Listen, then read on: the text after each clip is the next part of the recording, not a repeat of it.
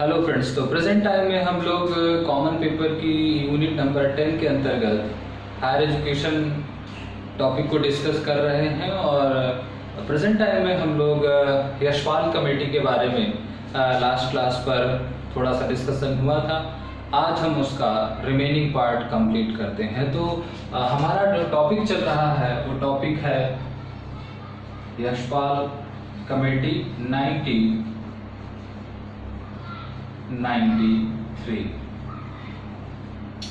और इसको हम एक नेशनल एडवाइजरी कमेटी या राष्ट्रीय सलाहकार समिति के नाम से भी जानते हैं। कल हमारी चर्चा उनके कॉन्सेप्ट को लेकर के हुई थी कि जो ज्ञान विस्फोट या नॉलेज ब्लास्ट का जो कॉन्सेप्ट था वो दिया उन्होंने, और उसमें उन्होंने कहा कि भारी जो बस्ता है वो सिर्फ एक बोझ है और उससे भी बड़ा बोझ या उससे भी बुरा बोझ है समझ ना पाने का बोझ।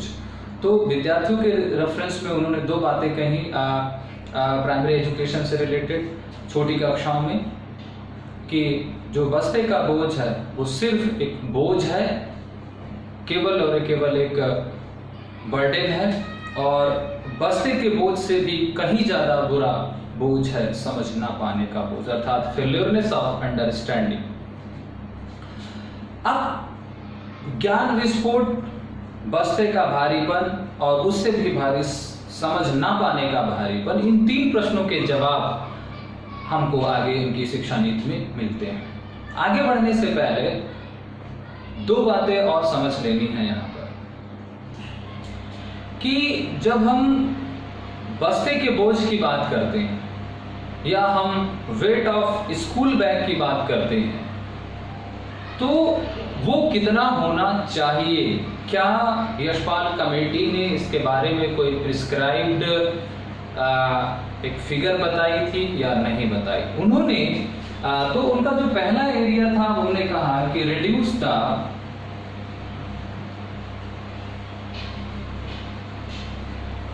वेट ऑफ स्कूल बैग, और उस स्कूल बैग के जो भार है उसको कम करने के लिए, रिड्यूस करने के लिए उन्होंने कई सारे रिकमेंडेशंस की। हम उन रिकमेंडेशंस को वन बाय वन लेंगे, लेकिन एक आइडियल स्कूल बैग जो बैग का वेट है वो कितना होना चाहिए। यानी पहली चीज तो यहां पर हमें समझ लेना है कि ideal weight of school bag पूरी स्कूलिंग एजुकेशन, और स्कूलिंग एजुकेशन है कहां से?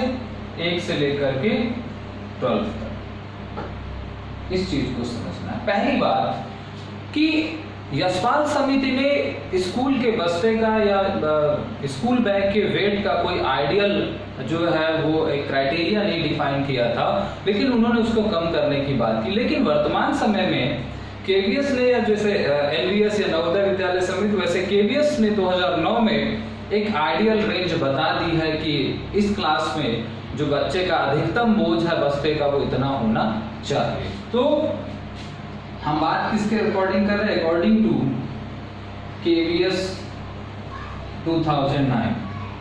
पहली चीज उन्होंने कहा कि क्लास 1 to 2 तक जो मैक्सिमम होना चाहिए वो 2 kg होना चाहिए। सेकंड उन्होंने कहा कि क्लास 3 से 4 के बीच का जो वेट होना चाहिए वो होना चाहिए 3 kg। थर्ड क्लास उन्होंने कही कि क्लास 5th to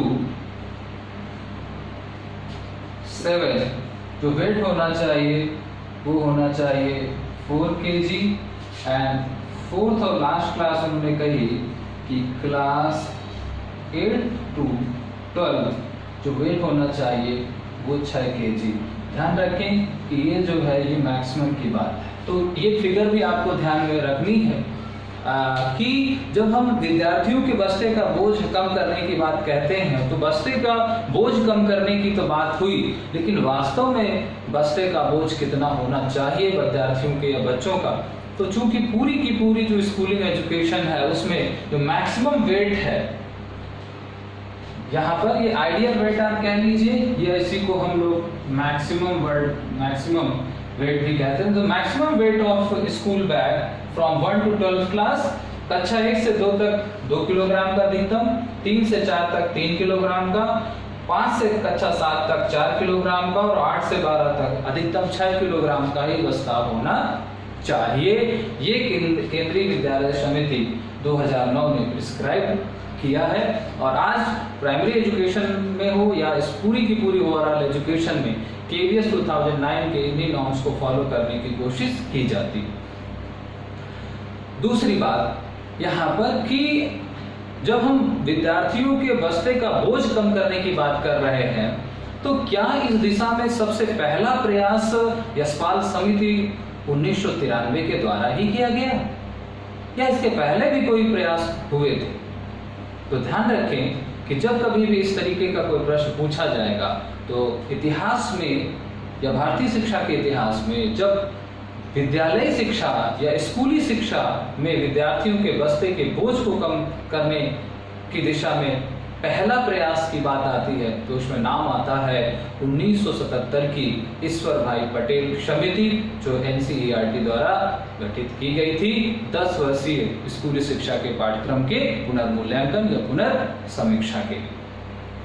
तो दो बातें रिकमेंडेशंस को जानने से पहले आपको नोट डाउन करनी है कि जब हम बस्ते के बोझ की बात कर रहे हैं तो विभिन्न कक्षाओं में या विभिन्न कक्षा समूहों में विद्यार्थियों के बस्ते का अधिकतम भार कितना होना चाहिए, उसका नॉर्म्स क्या है। तो वो नॉर्म्स आपके सामने है, 2 kg, 3 kg, 4 kg and 6 kg। पूरी कक्षा 1 से लेकर के 12 तक की जो है क्लासेस कवर है इसके अंतर्गत। और दूसरी कि बस्ते के बोझ कम करने की दिशा में सर्वप्रथम प्रयास कब हुआ, तो वो प्रयास हुआ ईश्वर भाई पटेल समिति 1977 के द्वारा, जिसने SUPW को इम्प्लीमेंट किया और प्रथम 10 वर्षीय जो शिक्षा थी उसके पाठ्यक्रम का पुनर्मूल्यांकन भी किया था या पुनर्समीक्षा की थी। तो ये दो बातें नोट डाउन करनी है। अब हम आते हैं यशपाल समिति की जो सिफारिशें थी उनको पढ़ने के लिए। तो बहुत महत्वपूर्ण बातें कही हैं यशपाल समिति ने अपनी सिफारिशों में, तो उनको हम जरा 1 by 1 पढ़ते हैं। तो major recommendations,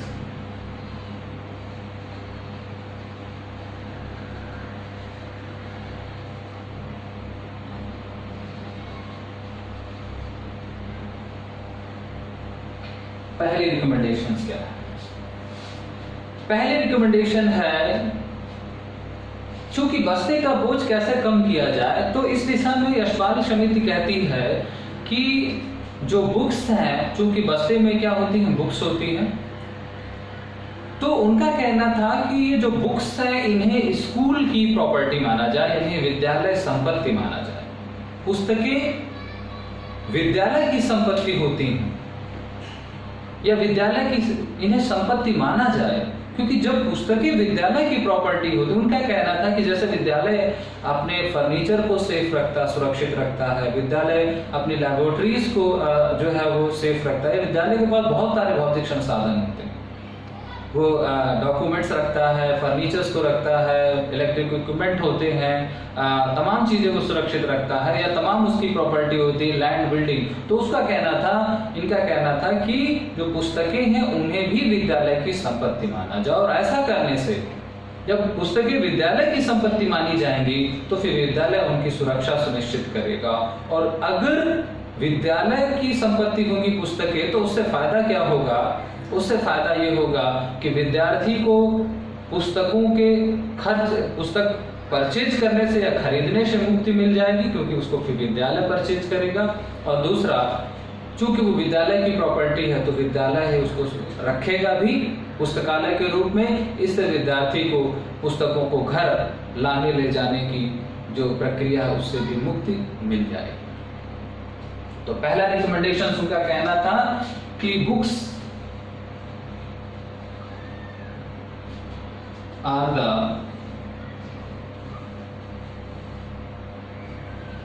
property of school, यानी पुस्तकें विद्यालय की संपत्ति या संपत्ति मानी जाए। और क्यों मानी जाए? क्योंकि ऐसा करने से विद्यार्थियों को पुस्तकों को खरीदने से एवं प्रतिदिन उनको विद्यालय लाने ले जाने से मुक्ति मिल जाए। पहला पॉइंट बहुत एग्जाम में पूछा गया ये क्वेश्चन है, तो अभी हम केवल उन्हीं मुद्दों की चर्चा कर रहे हैं जो परीक्षा में पूछे गए हैं। तो पहला समझ में आया कि बुक्स जो है वो स्कूल प्रॉपर्टी मानी जाए। और स्कूल प्रॉपर्टी मानने का फायदा क्या हुआ? क्योंकि परचेजिंग से बच जाएगा स्टूडेंट, और साथ ही जो उसको कैरी करता है, घर लाना ले जाना, उससे जो है उसको मुक्ति मिल जाएगी। क्लियर? दूसरी बात, उनका कहना था कि जो प्राथमिक स्तर पर विद्यार्थियों को कोई होमवर्क ना दिया जाए, प्राथमिक स्तर पर विद्यार्थियों को कोई गृह कार्य ना दिया जाए। जो पढ़ाना है, जो लिखाना है, उनको विद्यालय में ही पढ़ा लिखाया जाए। हाँ, उच्च प्राथमिक माध्यमिक स्तर पर विद्यार्थियों को गैर पुस्तकीय होमवर्क दिया जाए। यानी दूसरा उनका रिकमेंडेशन था कि don't give homework in primary level. तो प्राथमिक स्तर पर विद्यार्थियों को गृह कार्य ना दिया जाए, लेकिन उच्च प्राथमिक और माध्यमिक स्तर पर गैर पुस्तकीय यानी नॉन बुकिश होमवर्क दिया जाए। और फिर उस होमवर्क को करने के लिए उनको वो जो विद्यालय की पुस्तकें हैं वो पुस्तकें घर ले जाने की भी सुविधा दी जाए। तो बात समझ में आई? एक दोनों से जुड़ी हुई बातें। पहली सिफारिश वो निकल कर ये आई कि पुस्तकें जो है वो विद्यालय की संपत्ति मानी जाए, जिससे विद्यार्थी को पुस्तकों को खरीदने और घर ले जाने, आने ले जाने से मुक्ति मिले। दूसरा, प्राथमिक स्तर पर पहली चीज तो विद्यार्थियों को कोई गृह कार्य ना दिया जाए, लेकिन उच्च प्राथमिक और माध्यमिक स्तर पर, उच्च माध्यमिक स्तर पर गृह कार्य दिया जाए, लेकिन वो गृह कार्य गैर पुस्तकीय हो। और उस गैर पुस्तकीय गृह कार्य को करने के लिए अगर विद्यार्थी को पुस्तकों की आवश्यकता पड़ती है तो फिर वो विद्यालय की लाइब्रेरी में जो पुस्तकें रखी हैं उन पुस्तकों को घर ले जाने की सुविधा भी विद्यालय को जो है विद्यार्थी को मिलनी चाहिए। अर्थात लाइब्रेरी से वो बुक उसको घर ले जाने के लिए लिमिटेड टाइम के लिए इशू हो, और ये हम सब लोग जानते हैं कि ऐसा है आज की शिक्षा के अंतर्गत। तीसरा जो उनका सुझाव था वो शिक्षा में, चूंकि वो विद्यार्थियों के बोझ को भी उन्हें कम करना था, और दूसरा उन्होंने समझने के भी बोझ को कम करना था, और शिक्षा में गुणात्मक सुधार था। कई सारे पूरी की पूरी विद्यालय शिक्षा में गुणात्मक सुधार के लिए उनको जो था वो प्रतिवेदन देना था। विशेष रूप से छोटी कक्षाओं में विद्यार्थियों के बोझ को कम करना था। तो तीसरा उनका रिकमेंडेशन था कि जो पीटीआर है यानी जो प्यूपिल टीचर रेशियो है उसको 30:1 रखा जाए। ये कई बार एग्जाम में पूछा गया कि यशपाल समिति के अनुसार यशपाल समिति ने शिक्षक शिक्षार्थी या विद्यार्थी शिक्षक या स्टूडेंट टीचर रेशियो कितना रखा था या कितना कहा था रखने के लिए, अर्थात प्यूपिल टीचर रेशियो यानी पीटीआर 30:1, अर्थात 30 विद्यार्थियों पर एक शिक्षक की नियुक्ति की जाए। चौथा रिकमेंडेशन था कि जिला स्तर पर, ब्लॉक स्तर पर, गांव स्तर पर जो विद्यालय हैं उन विद्यालयों में शिक्षा समितियों का गठन किया जाए, एजुकेशनल कमेटीज बनाई जाए। और वो एजुकेशनल कमेटीज उस जो अपने स्थानीय जो उसके प्राथमिक विद्यालय या विद्यालय हैं, चाहे वो प्राथमिक विद्यालय हो, माध्यमिक विद्यालय हो या उच्च माध्यमिक विद्यालय हो, उन विद्यालयों का निरीक्षण करेगी, नियोजन करेंगे। तो आजकल तमाम कमेटीज और तमाम जो है वो काउंसिल्स बनती हैं, समितियां बनती हैं विद्यालयों में, चाहे वो प्राथमिक हो या माध्यमिक हो। तो इन्होंने कहा कि एजुकेशनल कमेटीज बनाई जाए, एजुकेशनल कमेटीज बनाई जाए। कहां पर? डिस्ट्रिक्ट लेवल पर, ब्लॉक लेवल पर एंड विलेज लेवल। और वो जो समितियां बनेगी, वो समितियां क्या करेंगी, अपने अपने क्षेत्र में के जो उनके विद्यालय हैं उनका निरीक्षण और नियोजन का उत्तरदायित्व स्वीकार करेंगे। पांचवा रिकमेंडेशन उनका एक महत्वपूर्ण है, वो उनका कहना था कि विद्यालय में जो निजी सफलताएं होती हैं, यानी जो इंडिविजुअल सक्सेस होती है किसी भी स्टूडेंट के, क्योंकि जब स्टूडेंट पढ़ता है स्कूल में तो उसकी कुछ इंडिविजुअल सक्सेस होती हैं कि उसने व्यक्तिगत कोई उपलब्धि हासिल की।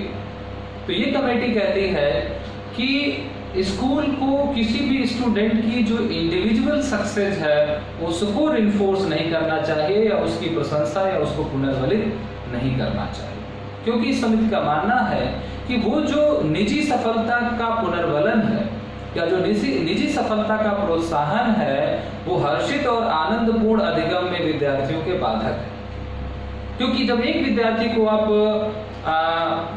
इनकरेज करते हैं तो आप कहेंगे कि इससे दूसरे विद्यार्थी को भी सीखने की जो है वो प्रेरणा मिलेगी। बिल्कुल नहीं, समिति का जो था मानना वो विपरीत। उनको कहना था कि एक जो बड़ा विद्यार्थी, एक वयस्क है, वो किसी एक इंडिविजुअल को रिइंफोर्स होता हुआ देखता है तो वो उससे प्रेरणा ले सकता है, लेकिन अगर कक्षा में किसी एक विद्यार्थी की निजी सफलता को या विद्यालय में किसी विद्यार्थी की एक व्यक्तिगत सफलता को पुनर्बलित किया जाता है तो दूसरे विद्यार्थियों में जो है वो हीन भावना या एक इंफीरियरिटी कॉम्प्लेक्स आता। तो इस समिति का मानना था कि पर्सनल या जो इंडिविजुअल सक्सेस है उसको डिमोरलाइज नहीं करना चाहिए, लेकिन उसको विद्यालय द्वारा पुनर्बलित नहीं करना चाहिए, बल्कि विद्यालय के अंदर सामूहिक गतिविधियों को और सामूहिक सफलता को पुनर्बलित करना चाहिए, प्रोत्साहित करना चाहिए। क्योंकि जब हम सामूहिक गतिविधियों को या ग्रुप एक्टिविटीज को और ग्रुप सक्सेस को रिइंफोर्स करते हैं, उसकी प्रशंसा करते हैं, उसको इनकरेज करते हैं, तो इससे सहयोगात्मक अधिगम की प्रवृत्ति या एक कोऑपरेटिव लर्निंग की टेंडेंसी स्टूडेंट्स में डेवलप होती है। तो पांचवा पॉइंट इनका निकला था कि जो पर्सनल सक्सेस है, पर्सनल सक्सेस जो है should not be reinforced,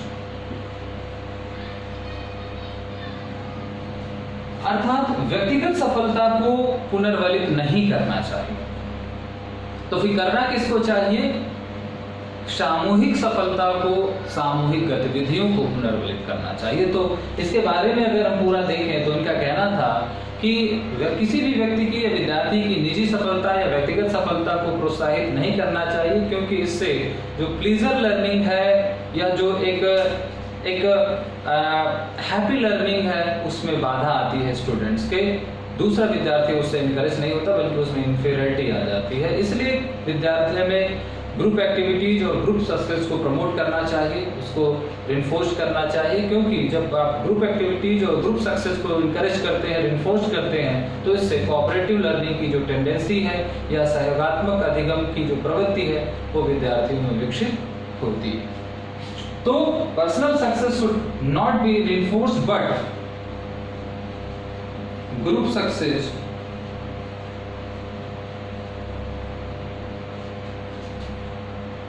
must be reinforced।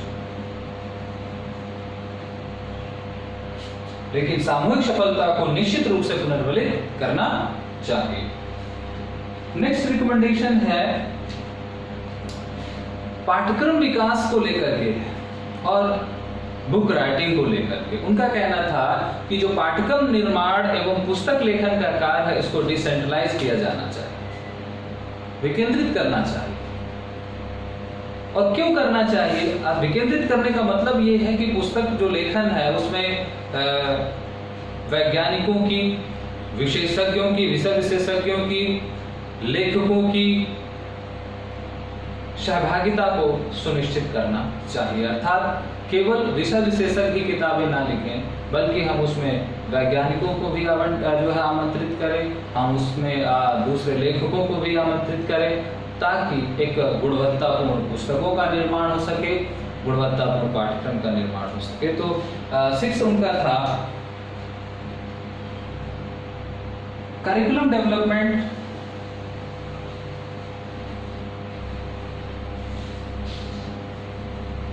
And book writing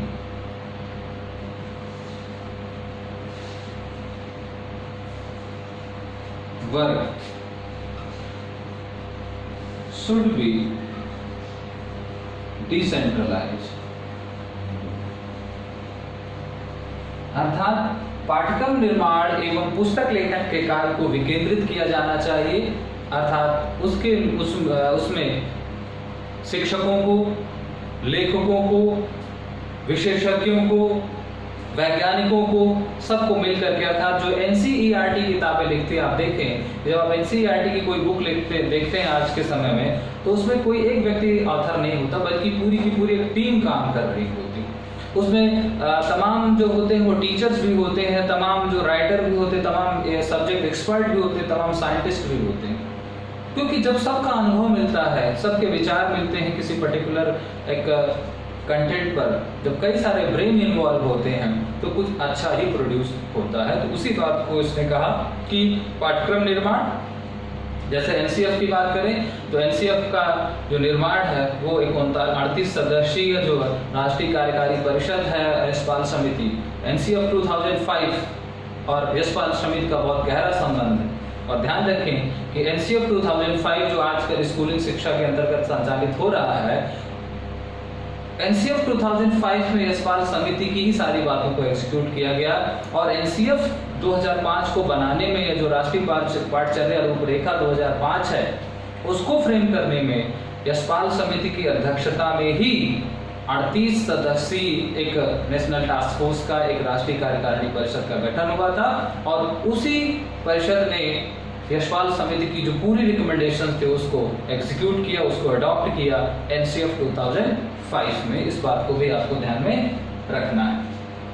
चलिए, तो यहाँ पर निकल के आया कि करिकुलम डेवलपमेंट यानी पाठ्यक्रम निर्माण और पुस्तक लेखन के कार्य को विकेंद्रित करना चाहिए, अर्थात जिसमें वैज्ञानिकों, विशेषज्ञों, लेखकों और शिक्षकों की सहभागिता को भी सुनिश्चित करना चाहिए, इनको भी इस कार्य में शामिल करना चाहिए।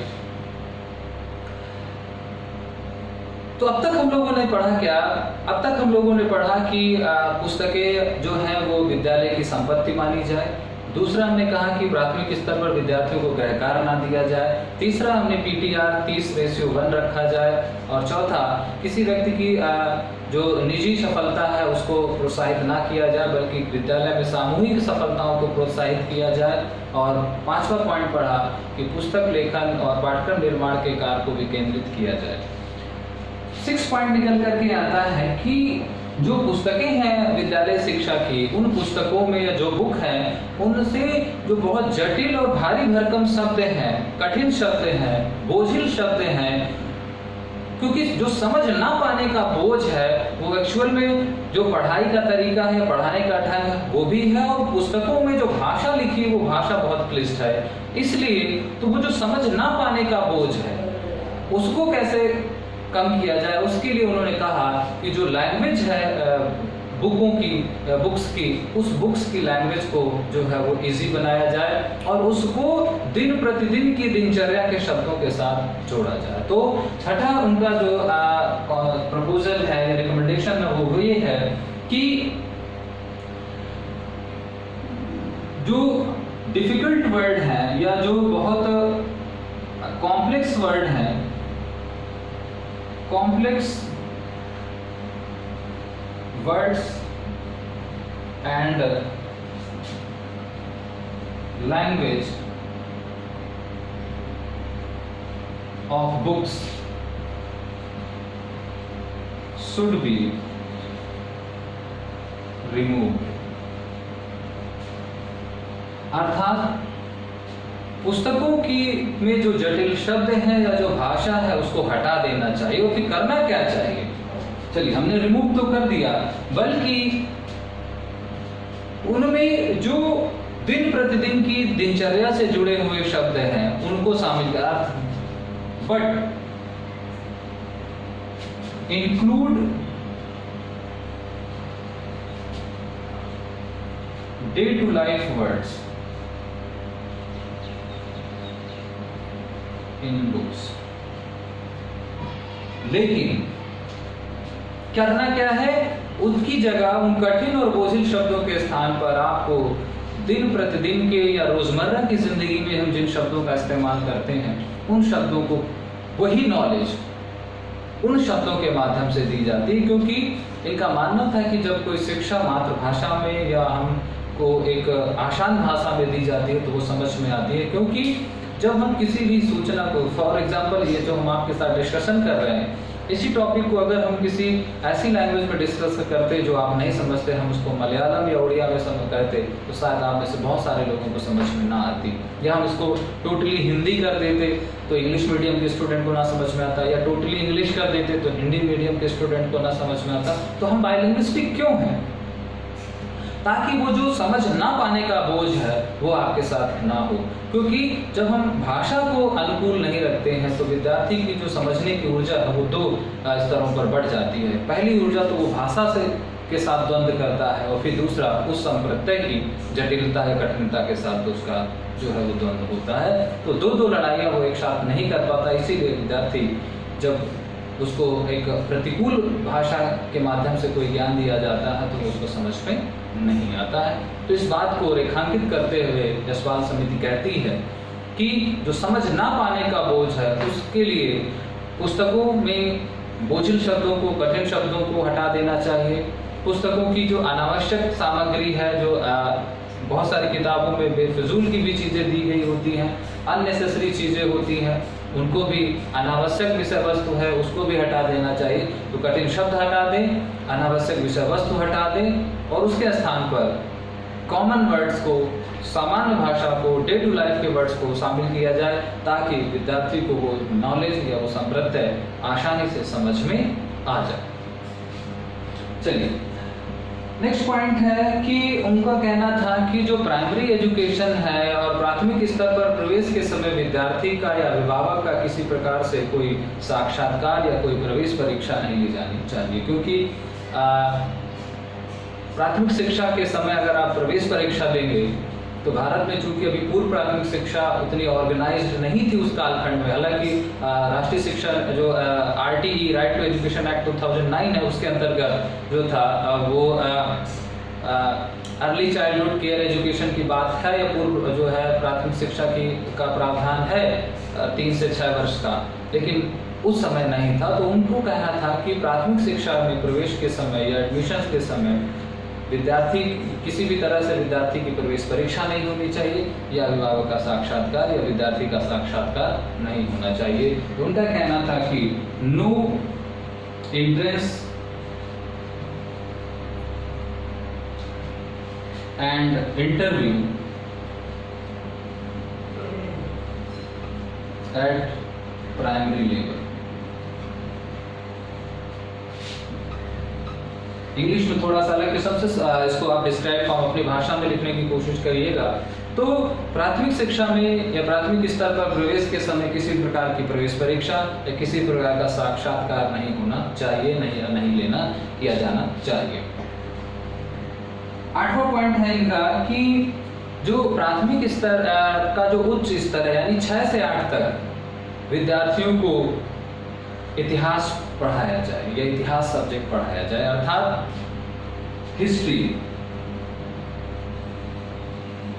हिस्ट्री पढ़ाई जाए 6 to 8 तक स्टूडेंट्स को। और उस हिस्ट्री में क्या पढ़ाया जाए? उस हिस्ट्री में स्वतंत्रता संग्राम के बारे में बताया जाए, और स्वतंत्रता संग्राम के बाद, स्वतंत्रता प्राप्ति के बाद की जो घटनाएं हैं उसका ज्ञान दिया जाए। यहाँ पर हिस्ट्री का मतलब है वैदिक कालीन नहीं, बल्कि भारत का जो इतिहास है वो पढ़ाया जाए। तो यहाँ पर कहना था कि उच्च प्राथमिक स्तर पर विद्यार्थियों को इतिहास विषय के अंतर्गत भारत का इतिहास पढ़ाया जाए, और उस भारत के इतिहास के अंतर्गत स्वतंत्रता आंदोलन के बारे में पढ़ाया जाए, और स्वतंत्रता प्राप्ति के पश्चात भारत में जो घटनाक्रम हुआ है उसको भी बताया जाए। नेक्स्ट पॉइंट उनका निकल करके आता है कि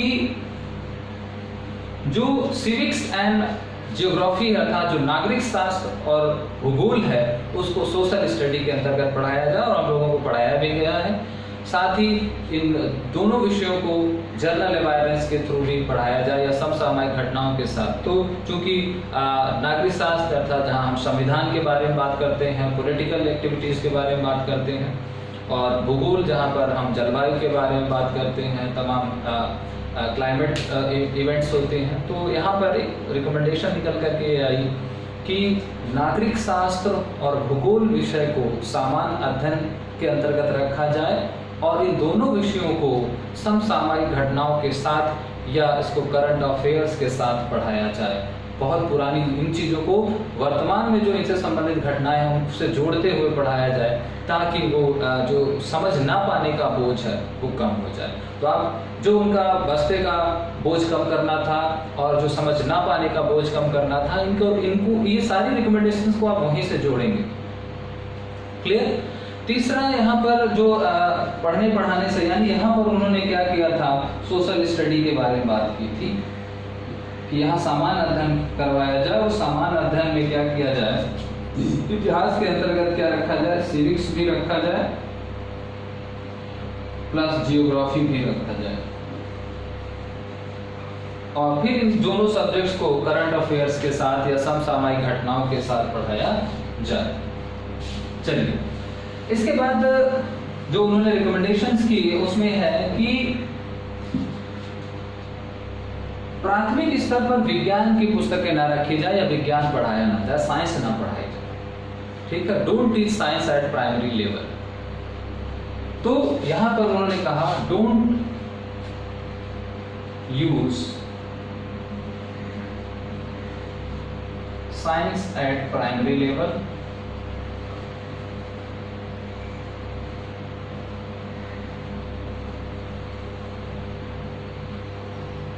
ग्यारहवां उन्होंने कहा कि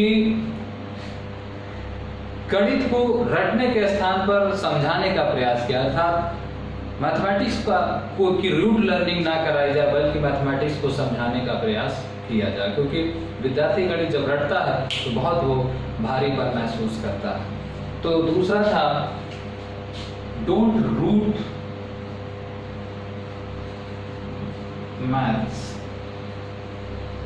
मैथ्स को रटाया ना जाए बल्कि समझाया जाए। 12वां रिकमेंडेशंस है उनका कि विद्यार्थियों के लिए, शिक्षकों के लिए, अभिभावकों के लिए दूरदर्शन पर शिक्षा दर्शन कार्यक्रम जो है वो नियमित रूप से प्रसारित किया जाए। अर्थात यहाँ पर उन्होंने बात की शिक्षा दर्शन,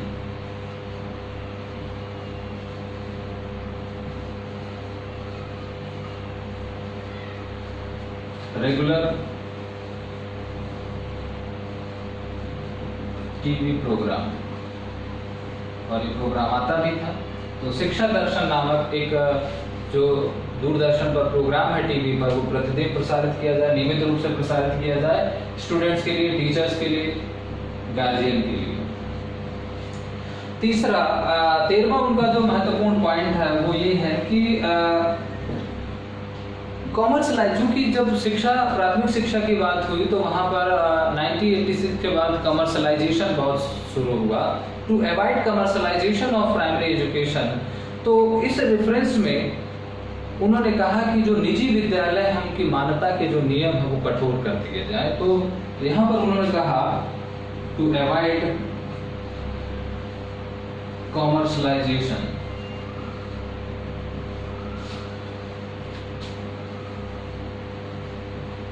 ऑफ स्कूल एजुकेशन, और इसका मतलब है to make hard rule of affiliation.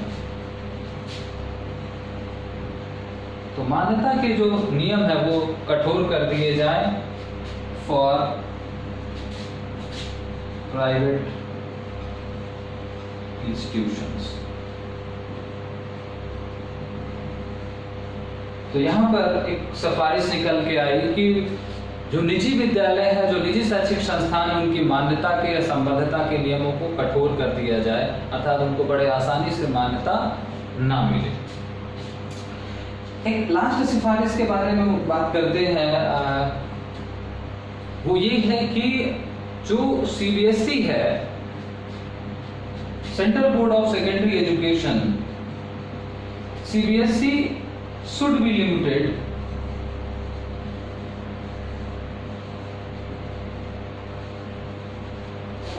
limited at NVS and KVS। अर्थात जो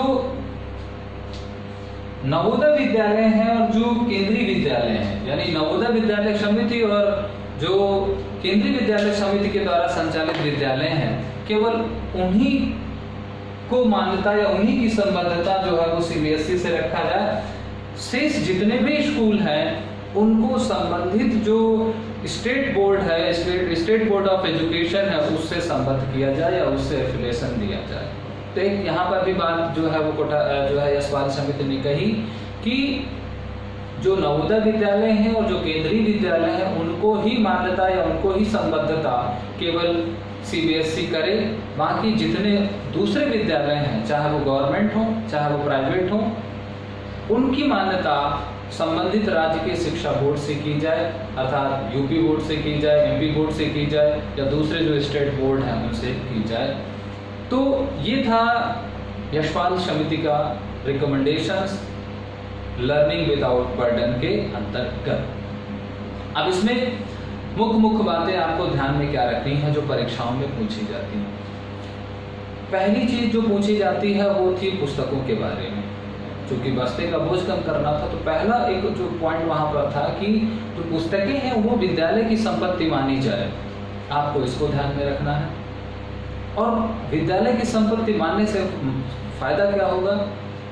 पुस्तकालय बनेगा, विद्यालय खुद पुस्तकें खरीदेगा और इससे विद्यार्थियों को आर्थिक बोझ से मुक्ति मिलेगी और घर लाने ले जाने के बोझ से मुक्ति मिलेगी। तो दो बोझ कम हुए, एक आर्थिक बोझ विद्यार्थी का कम हुआ और दूसरा उसको घर लाने ले जाने का भी जो बोझ है वो कम हुआ। दूसरा, लेकिन अगर विद्यार्थी को जरूरत है तो विद्यार्थी उसको घर ले जा सकता है, अर्थात उसको गैर पुस्तकीय गृहकार दिया जाए और उस कार्य के हेतु अगर उसको किताबें हैं तो किताबें उसको इशू की जाए। तो प्रॉपर्टी वाला क्वेश्चन बहुत पूछा जाता है। दूसरा सबसे ज़्यादा जो पूछा जाने वाला पॉइंट है यशपाल समिति से वो है PTR के बारे में, यानी जो टीचर टॉट रेशियो है या प्यूपिल टीचर रेशियो है, तो वो है 30:1 का, यानी 30 विद्यार्थियों पर एक शिक्षक। तीसरा जो सबसे महत्वपूर्ण जो फ्रीक्वेंट क्वेश्चन बनता है, जो पूछा गया है अब तक, वो है पर्सनल सक्सेस को डिस्करेज करने का या नॉन रिइंफोर्स्ड करने का या रिइंफोर्स्ड ना करने का। क्योंकि एक सामान्य सी धारणा हमारी बनी है कि हम विद्यार्थी की सफलता को पुनर्वलित करने की बात करते हैं, लेकिन इस संदर्भ में यशपाल समिति का जो सुझाव है बड़ा व्यापक। उन्होंने कहा कि विद्यार्थी को की जो निजी सफलता है या उसकी जो व्यक्तिगत उपलब्धि है, कक्षा को, शिक्षक को, विद्यालय को उस विद्यार्थी की उस व्यक्तिगत या उसकी निजी सफलता को प्रोत्साहित नहीं करना चाहिए, क्योंकि इससे आनंदपूर्ण और हर्षित अधिगम में या प्लीजर लर्निंग में बाधा उत्पन्न होती है, बल्कि उसके स्थान पर सामूहिक सफलता एवं सामूहिक गतिविधियों को प्रोत्साहित करना चाहिए, उन्मूलित करना चाहिए, क्योंकि इससे एक सहयोगपूर्ण अधिगम का वातावरण बनता है या विद्यार्थियों में सहयोगपूर्ण या कोऑपरेटिव लर्निंग की टेंडेंसी डेवलप होती है या उसको बढ़ावा मिलता है।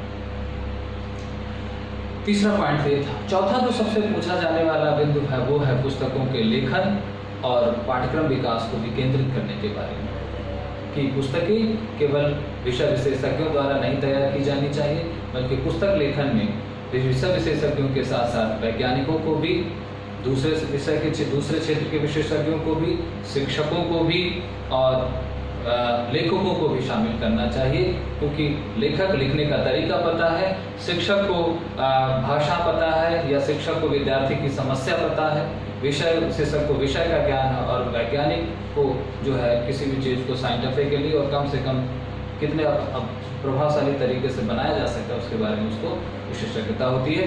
तो एक पीयर टीम बनाई जाए पाठ्यक्रम विकास के लिए और पुस्तक लेखन के लिए।